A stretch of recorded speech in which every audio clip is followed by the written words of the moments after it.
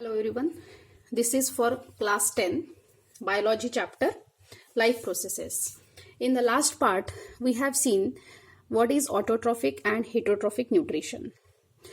Autotrophic means the organisms which can make their own food, right? So examples are plants. So let's study autotrophic nutrition in plants. देखिए हमें पता है कि plants can make their food by the process of photosynthesis. The meaning of photo is light or radiant energy, right? So plants can make their food in the presence of light or radiant energy. Now always one type of energy is converted into another form of energy. So in photosynthesis what happens? Light energy or radiant energy is converted into chemical energy. And what is that chemical energy? It is in the form of glucose or starch. Okay अब photosynthesis का एक general equation हम बहुत पहले से पढ़ते आ रहे हैं. What is the chemical equation for photosynthesis? वो बैलेंस्ड इक्वेशन ऐसा है जिसमें raw materials are carbon dioxide and water in the presence of chlorophyll and sunlight, that is solar energy. What is formed? Glucose, water and oxygen is released in the process of photosynthesis. This reaction we know very well. This is a balanced reaction. 6 CO2 plus 12 H2O in the presence of chlorophyll and sunlight. Glucose C6H12O6 plus 6H2O plus 6O2. So this is a general equation which we know very well, right? अब ये जो equation हम लोग लिख रहे हैं ये जितना दिखने में इजी है और सिंपल है उतना इजीली वो होता नहीं है, राइट? Inside the leaf. अब खाना फूड कहाँ पे बनता है? Leaf is also called as the kitchen of a plant.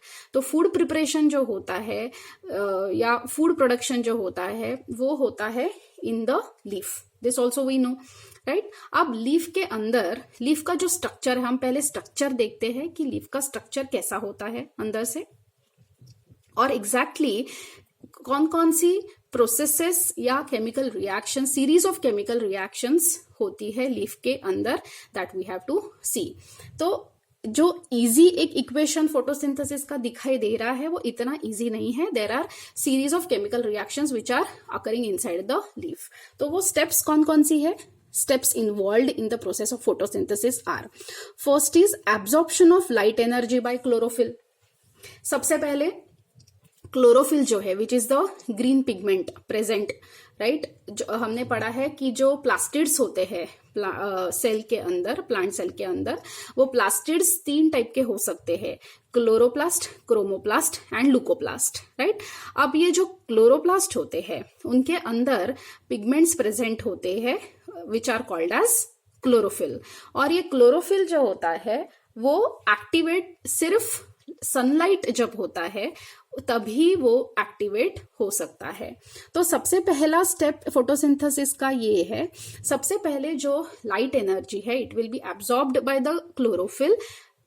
So first is the absorption. Second जो है, second is conversion of light energy into chemical energy. Light energy second step में क्या होगा? लाइट एनर्जी जो absorb light energy है it will be converted into chemical energy. उसके साथ साथ with the help of this light energy splitting of water molecule will take place. देखो हमने लिखा है यहाँ पे जो रॉ मटेरियल यूज होता है इन फोटोसिंथेसिस, जो रिएक्टेंट साइड में हमने लिखा है वो वाटर है. तो सेकेंड स्टेप में क्या होगा? कन्वर्जन ऑफ लाइट एनर्जी तो होगा ही इनटू केमिकल एनर्जी. उसके साथ साथ with the help of this light energy ये जो वाटर है वो स्प्लिट हो जाएगा into cation and anion. Cation मतलब H प्लस और एनायन मतलब OH माइनस में. H plus and OH minus hydroxyl group में OH माइनस ग्रुप. ओके, उसके बाद थर्ड स्टेप जो होगा it is reduction of CO2 to carbohydrates by using chemical energy.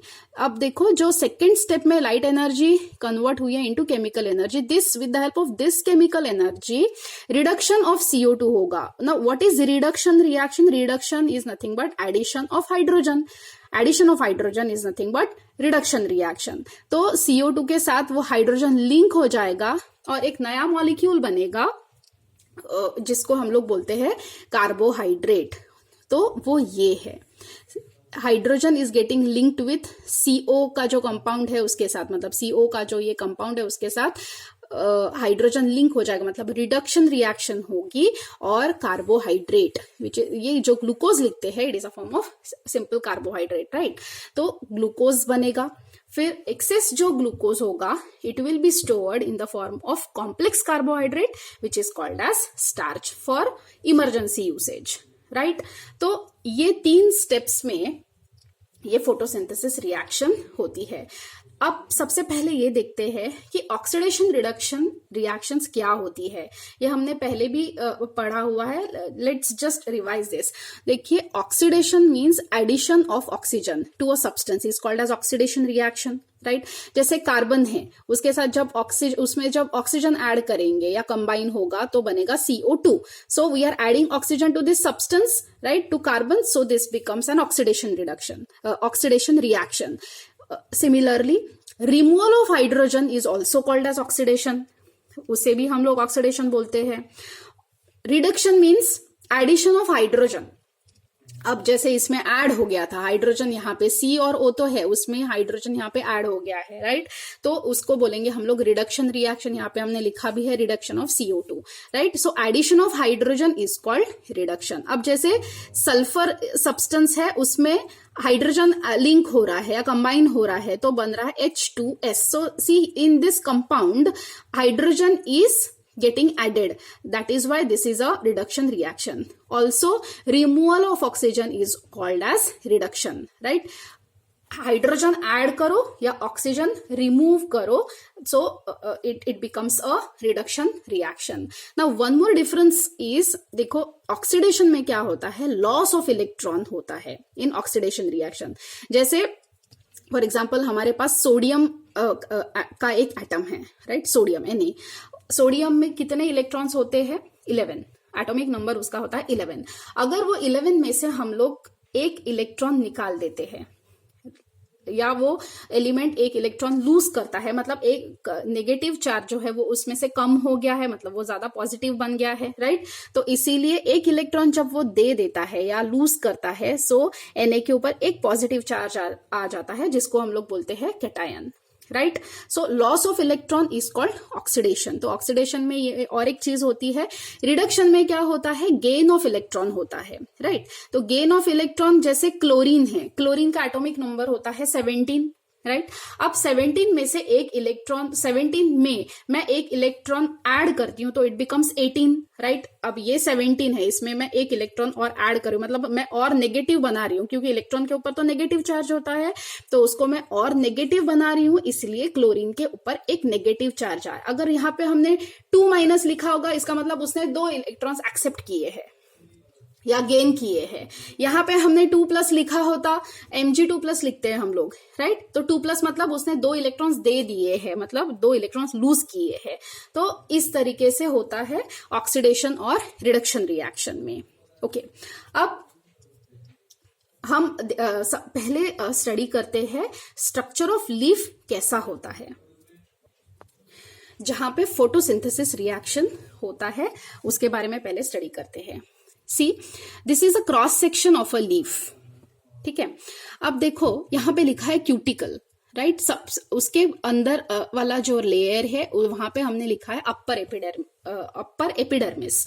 Epidermis आपको पता है कि एपिडर्मिस का जो लेयर होता है वो वैसे तो सिंगल लेयर्ड होता है वो, और हॉरिजॉन्टल पैरेन्काइमा सेल्स होती है एपिडर्मिस की, राइट। हॉरिजॉन्टल है ये जो सेल्स है वो, और वो सेल्स के बीच में स्पेसिंग ज्यादा नहीं, कॉम्पैक्टली अरेंज्ड होती है एपिडर्मिस। अब कुछ प्लांट्स में ये एपिडर्मिस का जो लेयर होता है वो सिंगल लेयर्ड ही होता है, लेकिन जीरोफाइट्स जो होते हैं, जैसे कैक्टस वगैरह ऐसे प्लांट्स होते हैं, उनमें एपिडर्मिस का लेयर जो है वो मल्टी लेयर्ड भी हो सकता है, ओके। अब एपिडर्मिस के ऊपर हमने लिखा है क्यूटिकल। क्यूटिकल मतलब ये क्यूटीन, मतलब फैटी सब्सटेंस प्रेजेंट होता है। जो इंटरनल स्ट्रक्चर है या इंटरनल सेल्स है लीफ की, उसको एक्सटर्नल एनवायरनमेंट से प्रोटेक्ट करने के लिए ये क्यूटिकल या एक फैटी लेयर यहाँ पे प्रेजेंट होता है। अब ये भी क्यूटिकल का लेयर है जो जमीन पे जो पौधे होते हैं उनमें ये पतला होता है, लेकिन जैसे कैक्टस है, राइट, तो उनको कैक्टस तो बहुत हार्श कंडीशंस में रहते हैं, राइट, जहां पे ट्रांसपीरेशन अगर बहुत ज्यादा होगा, मतलब वाटर लॉस ज्यादा होगा, दैट प्लांट में डाई। इसलिए कैक्टस जैसे डेजर्ट प्लांट्स जो होते हैं उनमें ये क्यूटिकल का लेयर भी जो होता है वो थोड़ा सा थिक होता है। ओके, वैक्सी लेयर जो होता है वो। ओके, उसके नीचे एपिडर्मिस के नीचे आप देखिए यहाँ पे हमने एलोंगेटेड कुछ सेल्स बनाई हैं, राइट। तो ये जो एलोंगेटेड सेल्स है उनको बोलते हैं पैलिसेड मेसोफिल। पैलिसेड मेसोफिल मतलब पैरेन्काइमा सेल्स होती है। पैरेन्काइमा हमने पढ़ा हुआ है, पैरेन्काइमा सेल्स क्या होती है प्लांट में। ओके, आपको नहीं याद है तो आप 9th स्टैंडर्ड का टिश्यू चैप्टर में वापस एक बार रिवाइज कर सकते हो। ओके, मेसोफिल का मतलब होता है ये जो पूरा जो लेयर दिखाई दे रहा है, ये पूरा जो लेयर है, यहाँ पे हमने लिखा है ये जो है elongated cells, these are palisade mesophyll, और ये जो है ये स्पॉन्जी मेसोफिल होते हैं। इनको बोलते हैं, ये जो सेल्स है ये जो दिखाई दे रहे हैं जिनमें बहुत सारी स्पेसिंग है, यहाँ बीच बीच में एरी है जो, उनको बोलते हैं हम लोग स्पॉन्जी मेसोफिल। तो मेसोफिल का मतलब है ऐसा मटेरियल जो लीफ के अंदर प्रेजेंट होता है। ये वाला जो लेयर है या ये एरिया जहां पे फोटोसिंथेसिस रिएक्शन जो होती है वो मेनली इस मेसोफिल लेयर में ही होती है। This complete is a mesophyll layer. Okay, तो मेसोफिल मतलब जहां पे most of the photosynthesis reaction take place inside the leaf, so that area of leaf और that portion of leaf is called as mesophyll leaf. अब ये जो ये palisade mesophyll जो है, इसमें क्या है, ये एलोंगेटेड सेल्स है, और आप देख सकते हैं ये जो डार्क जो सर्कल्स मैंने बनाए हैं, दीज डार्क ग्रेन्स जो आपको दिखाई दे रहे हैं, वो सारे के सारे होते हैं क्लोरोप्लास्ट, और क्लोरोप्लास्ट के अंदर ही क्लोरोफिल प्रेजेंट होता है, राइट। तो जो पैलिसेड मेसोफिल होता है, ये जो सेल्स होती है इनमें बहुत सारे क्लोरोप्लास्ट प्रेजेंट होते हैं, आप देख सकते हो। वेराज ये जो स्पॉन्जी मेसोफिल है, स्पॉन्जी मतलब ये छोटी सेल्स होती है, इनसे उनमें नंबर ऑफ क्लोरोप्लास्ट जो होते हैं वो कम होते हैं। So that is the basic difference between this palisade mesophil and this spongy mesophil. ये जो छोटी सेल्स दिखाई दे रही है वो, और यहाँ पे ये जो palisade mesophil है ये elongated है और उन बहुत compactly spaced भी है, compactly placed भी है ये। whereas spongy mesophil जो है वो दूर दूर है, उनमें काफी एयर स्पेसिंग अवेलेबल होती है। फिर अंदर जो वेन्स होती है, हमको पता है कि this is vascular bundle inside the leaf, xylem और फ्लोएम का।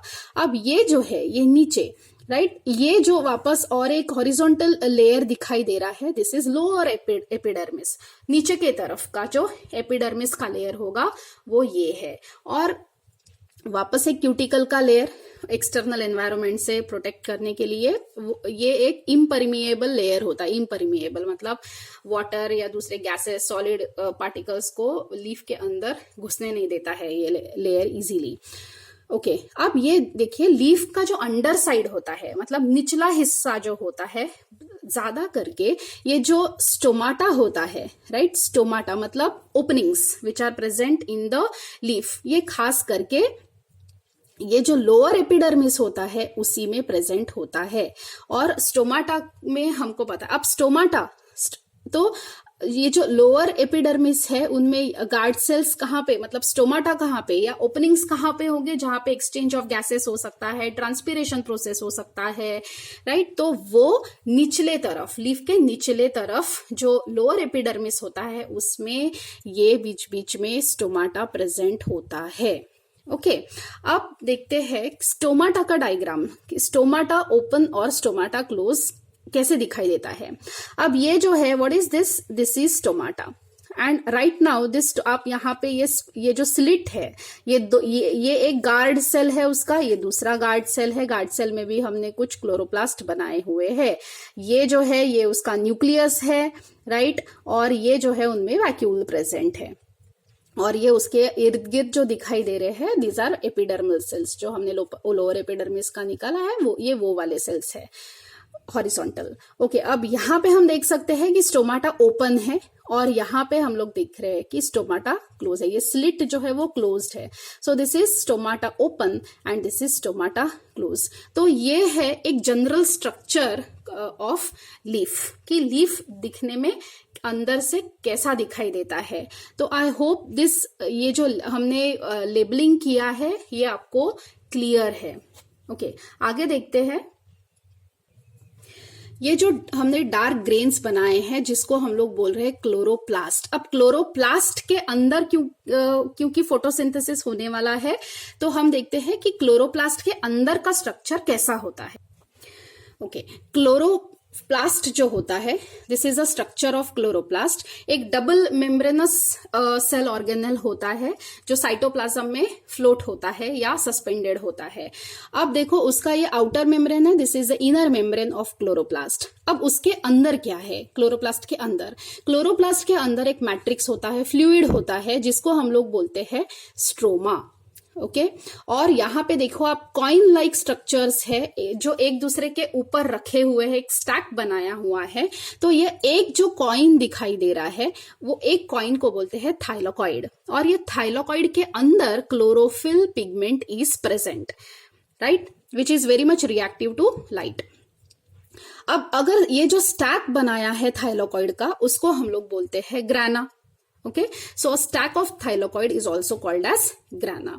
अब जो ग्राना होते हैं, अब देखिए अंदर बहुत सारे स्टैक दिखाई दे रहे हैं हमको। तो एक स्टैक दूसरे स्टैक से कनेक्टेड होता है with the help of a structure and that structure is called as stroma lamellae. तो एक स्टैक जो है, एक ग्राना जो है दूसरे ग्राना से कनेक्टेड है with the help of this structures and this structures are called as stroma lamellae. Okay, अब देखिए, अब हमने क्लोरोप्लास्ट भी देख लिया। अब क्लोरोप्लास्ट का आप थाइलोकॉइड इमेजिन करो, एक थाइलोकॉइड, राइट, और थाइलोकॉइड, तो ये वो एक थाइलोकॉइड है, this is a thylakoid, right.